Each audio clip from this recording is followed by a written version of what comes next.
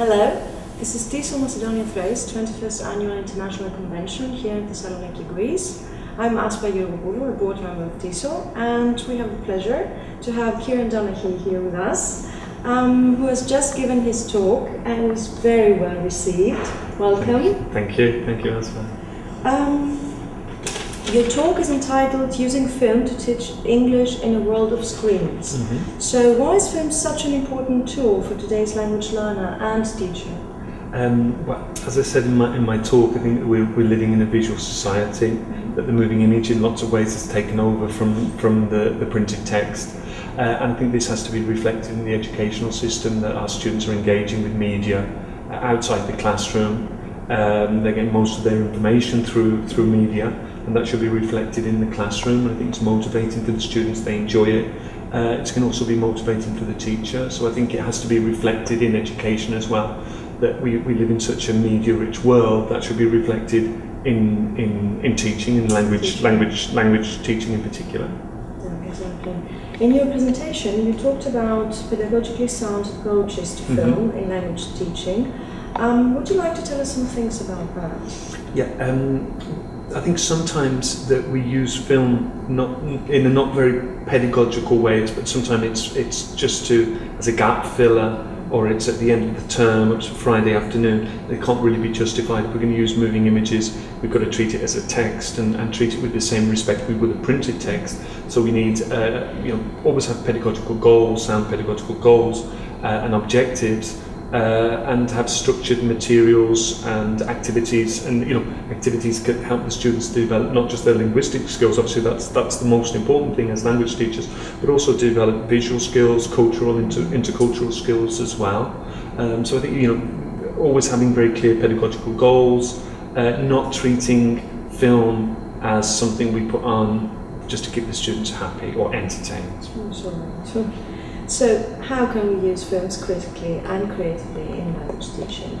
I think there's lots of ways. Very much, I think it's very important that we integrate film into the language learning syllabus. I think it's it's important that we do that. That it's not something that's we use, as I mentioned before, at the end of the term or just to keep the students happy. It's got to be integrated. So the way that we plan the syllabus has to include film. And that we can use it. I think it's a fantastic prompt for speaking activities, for communicative activities. With a short film of just 2 minutes, you can have half an hour of discussion, of debate. So I think it's, but whereas perhaps not using it, if we show a whole film which is 90 minutes, that's taking up all of the class time. Perhaps that can be done watching the longer films at home. But I think that being the very short films, it's a very short period of time. We can show them repeatedly, several times, so students can engage with the material on a more meaningful level.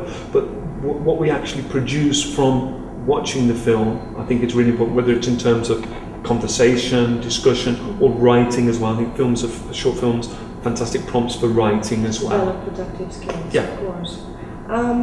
You mentioned very interesting sites where we can find a lot of ideas on how to use film, or even films. Yeah. Thank you for that. What message or advice would you like to give to today's teacher? About using moving images particularly? Yes. Yeah, I would, one piece of advice I would say is never really to look for something, to practice a particular grammar point or lexical point. Just find it, and if you like it, then probably your students. I never really look for something and think, we've got to do the present perfect, so I'm going to find a film in the present perfect, because I think that would be disastrous. I'd end up finding something which was horrible. So I very much just wait and just see what I find, and they say, that's great, I can use that. So I never really look for something specifically for a specific language point. I just see something and think, I can use that. And then based on that, try to integrate it into the syllabus that way. But I never look for anything thinking, I've got to use that, I've got to find something to practice the vocabulary of cooking, for example. I just watch quite a lot of films, or people send me films, or I see films on social media, and then I think, I can use that, and then I design the activities around that. I think that approach is that more organic approach is better than thinking I've got to find something to practice this lexical point or this grammatical and point. More flexible as well. Exactly. Perhaps I've got, we've got that flexibility. So it's not like something I've got to use that tomorrow. No, at some stage I'll be able to use that.